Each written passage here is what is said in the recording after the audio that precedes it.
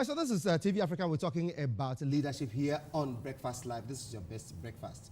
Now, before we went off, I was telling you about it's not the way you think, it is what you think. So we refer to the lion as the king of the jungle. But the lion is not the heaviest, it is not the tallest, it is not the strongest.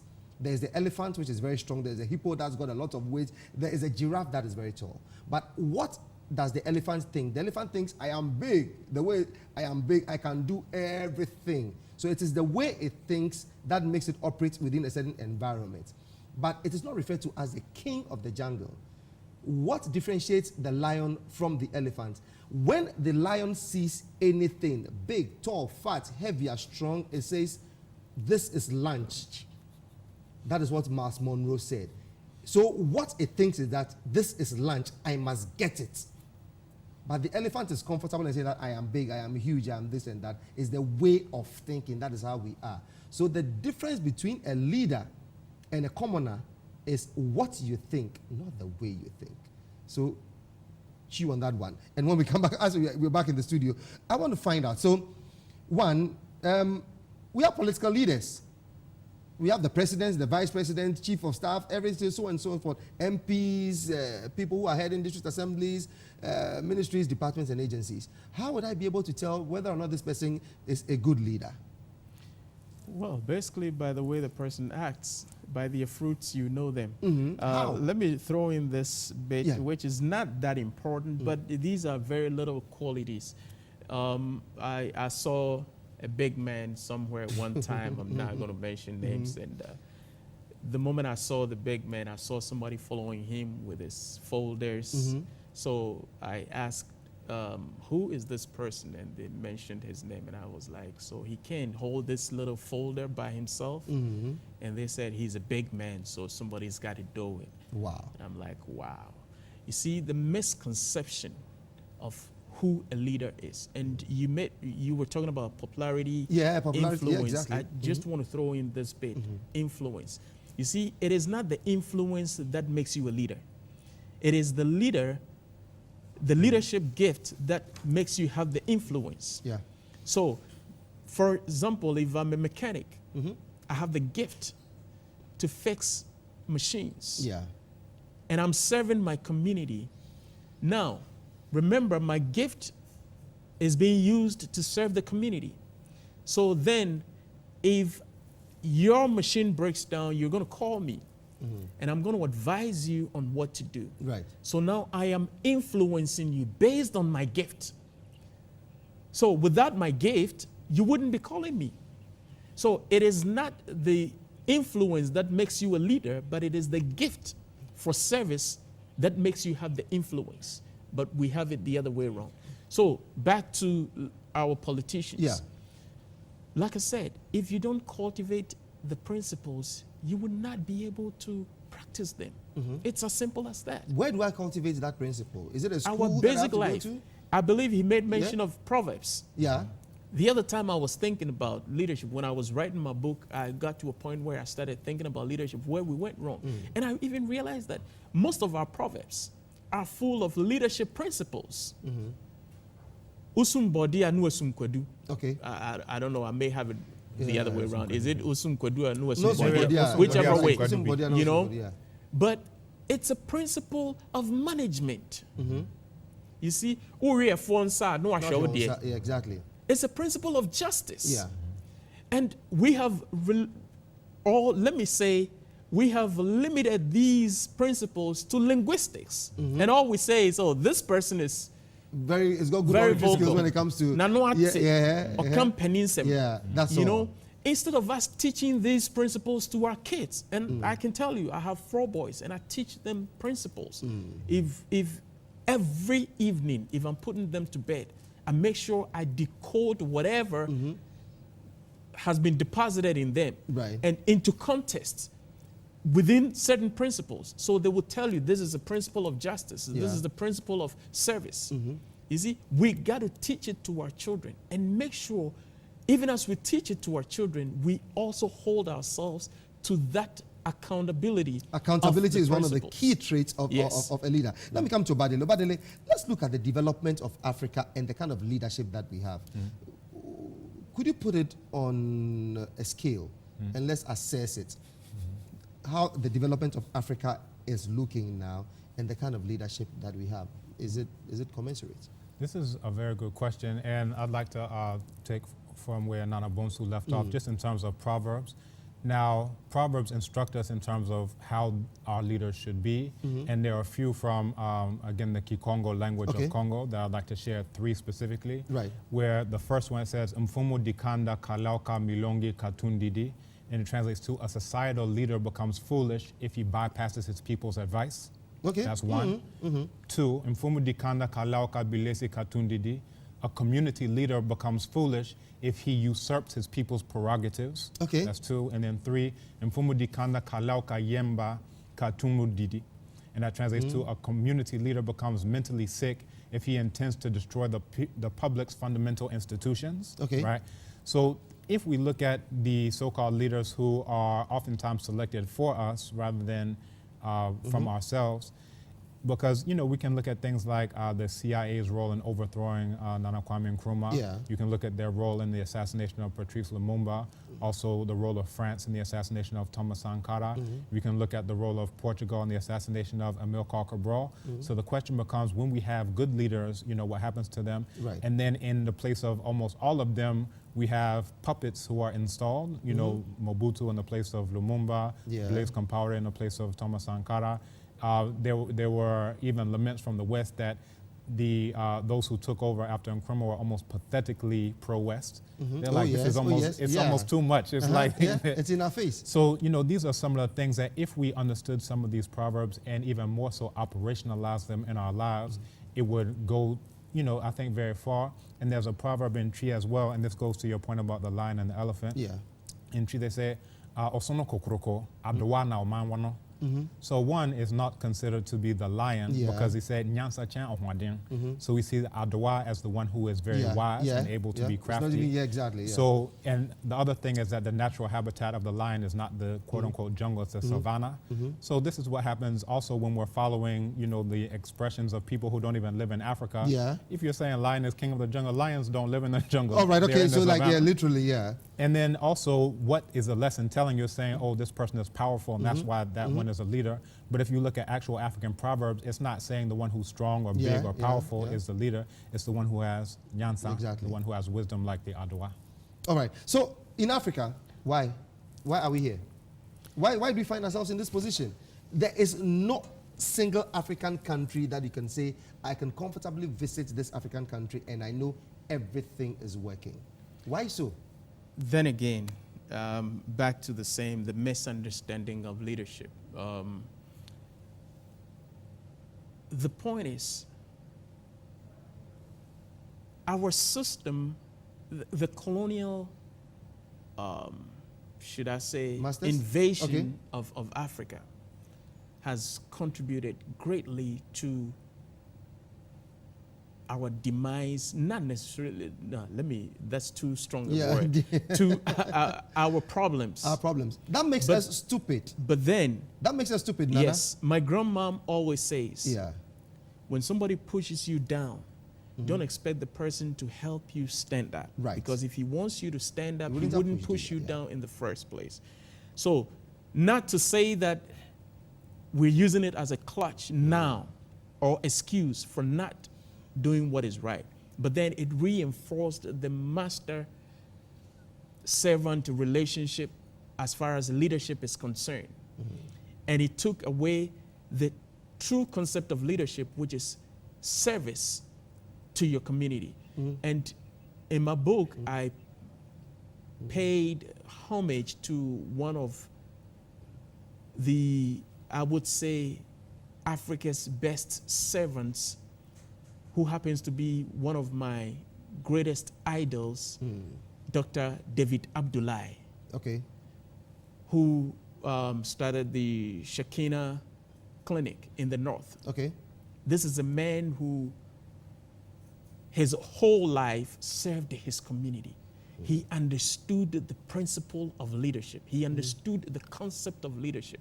So after he became a medical doctor, he decided to go back to his community, build a hospital to serve the community. Right.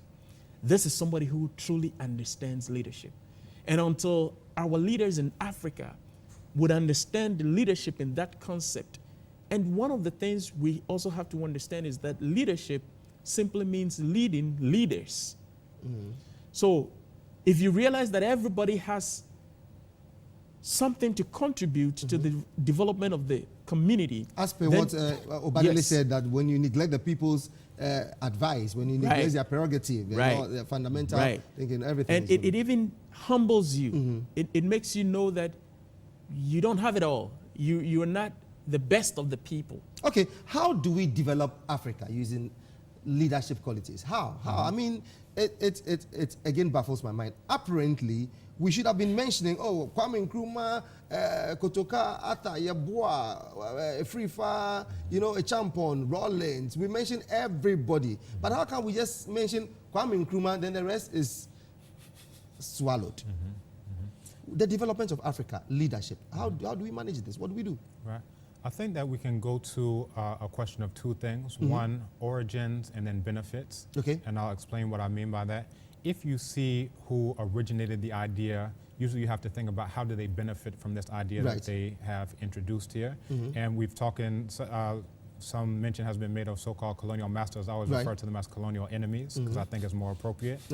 But if you see that they've originated a system that at that time, and you can look at how Europe underdeveloped Africa by Yeah. Walter Rodney, if you say they originated a system where they're able to just take resources without accountability to anyone, Yeah. now you just take out the white pieces, put in black pieces, and you expect the system to do something different. You Yeah. understand? It's like saying, oh, the gun shot me, it must be broken.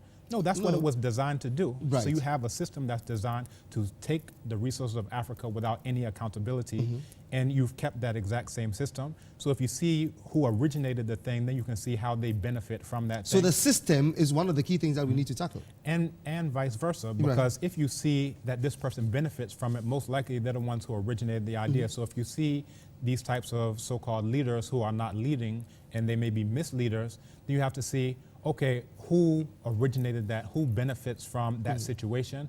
Because again, oftentimes we will diagnose something, we think that it's the cause, but really it's the end result of an intentional process to create misleaders, to create anti-Africans. Okay. So I think that these are some of the things that we really have to, take a look at. If I see there's this type of system that isn't serving us, who created it in the first place? The ones who are getting rich to the tune of billions and trillions from that system being in place. Yeah. Right? Okay, so you had a conference not too long. In fact, you're having a series of conferences on leadership, and there's one also that is coming up. It's Yes. also got to do with leadership. So talk about yours. Let's talk about his. Okay. So I saw Dr. Sante. I saw Lloyd Amoa, and what is this man's name? National Asigri. Youth. Yeah. Asigri. They spoke, and I'm asking, so what? What next? Well, basically, the Leadership Summit is being organized by CERTO, Leadership International. CERTO is an acronym meaning Service to Humanity. Oh, okay. And AfriWIC is also an acronym meaning an African with a changed mentality. We Okay. believe that we cannot do anything different until we change our mindset. Okay. So what we're doing is to target the youth to help reorient, so to speak, the way they think in terms of leadership with respect to the African continent. Is that not going to be very difficult for you because you're targeting the youth who is reading books written by, so to speak, those from the West, because there is not anything that you can quote from economics, science, mathematics that is coming from an African. Everything is coming from Brooks and Dunn, this and that, so and so.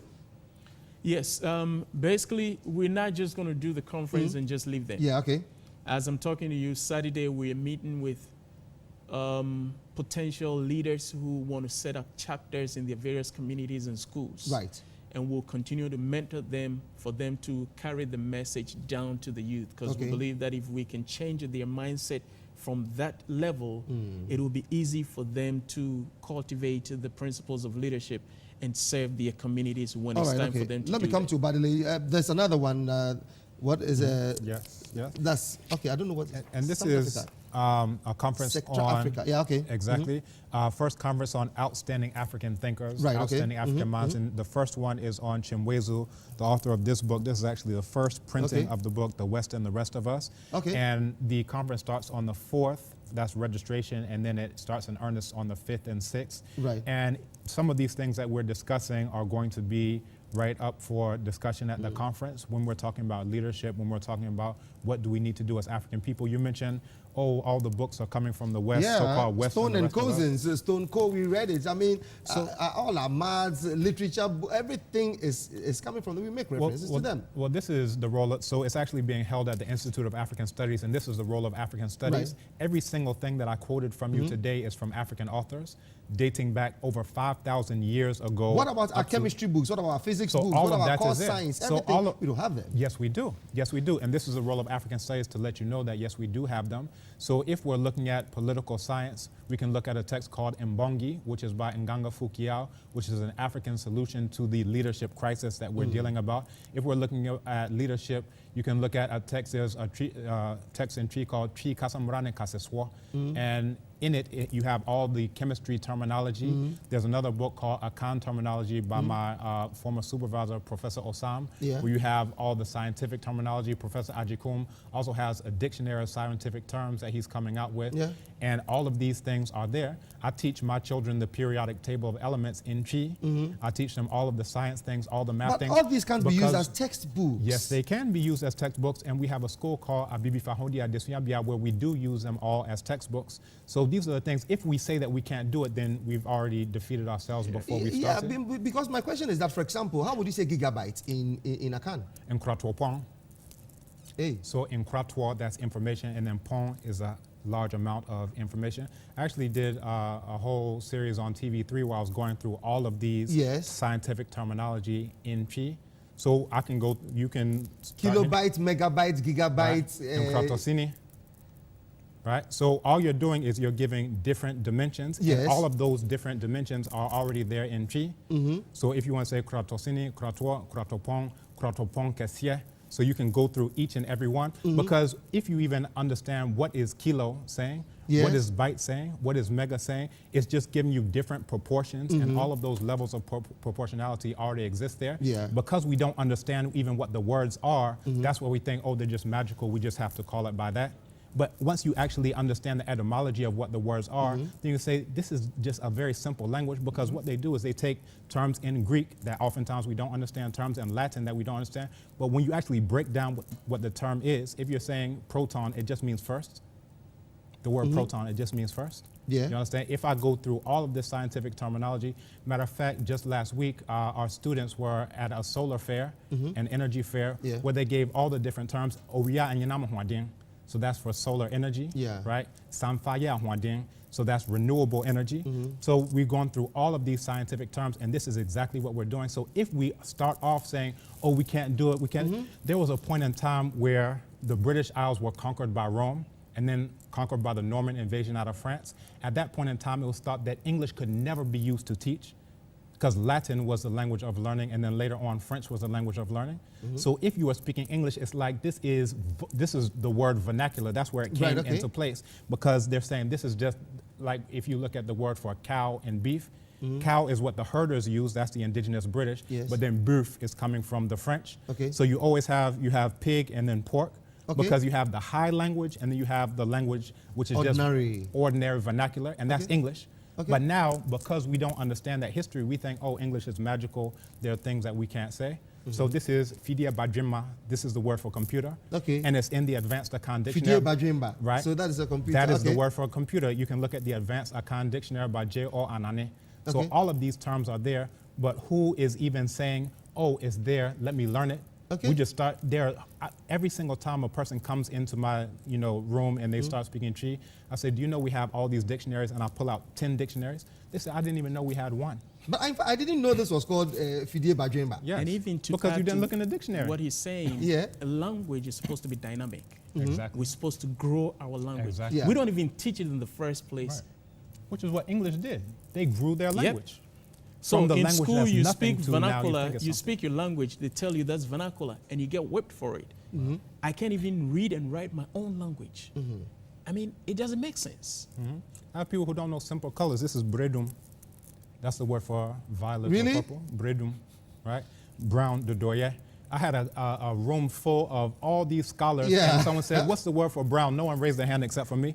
Because I said, how are you teaching your children? I teach my children everything in Chi. That's dodoye. Right? When you say mehun dodome kakra, that's actually what the word is coming from, right? Dodoye. Right? In Equapian, they say dodoye. Right? But all of these terms are there, but we start off like, oh, we're so primitive, we don't understand anything, but we invented writing. The very first writing system in the history of the world came from Africa. The very first medical doctor in the history of the world came from Africa. That's Hesi Ra and Imhotep, who are contemporaries. The very first female physician in the history of the world came from Africa. That's Pesachet. The very first female ruler in the history of the world, Sobek Neferu, came from right here in Africa. But is this part of our curriculum? Again, what we do for ourselves depends on what we think of ourselves. That depends on what we know of ourselves, and that depends on what we have been told. So if we haven't been told about ourselves, then we don't know very much about ourselves. If we don't know very much about ourselves, we don't think very much of ourselves. And then what we do for ourselves, this is what we're complaining about here today. Whew. Interesting and exciting. And I know Sebonsu and Obadele Bakari Kambo. Where is the name coming from? Right, so Albadele is Yoruba, it translates to Ohene Abefie. Okay. So the king Right, arrives okay. at the house. Bakari is coming from Kiswahili. And actually, even before that, that's the last outright ruler of Kemet and Kush, what they call ancient Egypt and Nubia. okay. He had the name Bakari, which is the soul of the Ka, is like the crab of Ra, which is the sun. And then Kambon also comes from Nigeria, translates to in the spirit of the people. But they also give that name here in Ghana among the Dagbanli speakers, where it translates to the warrior. So you have Kambona, Kambonse, and all of these. Oh, wow. That is very instrumental. Okay. So we have to start learning a lot about it. Yes, we do. I have always used the gigabyte, megabyte things to throw off people who said we should localize a thing and do them. Like, how would you be able to fathom that? But I like this one. Yeah. The Bajimba. Fidie Bajima. Fidie Bajimba. In Kratuo Kurabia, that is what you will call an external drive. In Kratuo Kurabia. I can do this all day. You can have me on and I'll just go through nothing but scientific terms. And everything you say we can't do, I will do it right there in front of you. Oh, wow. And I'll have my child come and teach you all of those exact same words, because this is what she learns. She learns knowing that all of these things exist, all of these things are done, because she's reading the dictionary every day. And she can do this in Chi and in Yoruba and now in Wolof and in Medu-Neter. That's the very first writing system in the history of the world. So Look, ignorance. Knowledge is power. You need to know that knowledge is power. Thank you so very much, Obade, for coming on Thank the you show. very much. And Nana, I'm ever so grateful, and I wish you all the best in all what you're doing. And on the 10th, we have a summit in Koforidua at the Koforidua Technical University. Okay, Koforidua Technical from University. 10 a.m. to 2 p.m. 10 to 2? Yes. Saturday. It's that Impact Africa Youth Leadership Summit 2018. All right. Okay. So there you go. If you're living within the environs of Koforidua, make sure you go to the Technical University, Koforidua Technical University, and you see Nana and Co there. Thanks so very much. I'm sure you've been educated and you've been given certain highlights of so many things. And like I said, we'll be serializing these things so at least we can learn a lot about ourselves. Just before you move on to adopt certain names upon yourself that could even bring curses and cast you away from the traditions and origins of what you're supposed to be as in your destiny, make sure you carry your local African name. Thanks so very much. If you want to have breakfast, well, the best place to go is Bespoke Sips. I am going to have my tiger nut pudding, the atadre milk. Why do you add the milk to it? It's atadre. Atadre Munsio. Atadre Munsio. So that is what I'm going to have this morning. This is TV Africa. And coming up, Councillor Lutrot, we're looking at dealing with your exes. So if you have an ex in your relationship, no, you have an ex, you have a relationship, you have an ex, you're married now. How do you deal with that ex? Can you call that ex and say that, okay, it's your birthday, happy birthday, I'm buying you this. Or I'm taking you out. Or, oh, this is your child. Or you say, oh, I don't have money on me. Can you fix me something? Are you supposed to be taking care of your exes? Councillor Lutrot will be coming up after this. We'll take a break. Bye. Thanks.